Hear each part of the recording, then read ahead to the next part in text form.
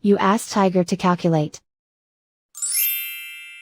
This deals with long multiplication. The final result is 1,234,567,890. Let's solve it step by step. Rewrite the numbers from top to bottom a line to the right. Multiply the numbers using long multiplication method. 0 times 1 equals 0.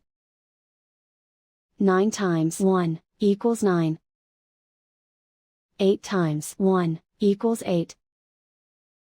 7 times 1 equals 7. 6 times 1 equals 6. 5 times 1 equals 5. 4 times 1 equals 4. 3 times 1 equals 3. 2 times 1 equals 2. 1 times 1 equals 1.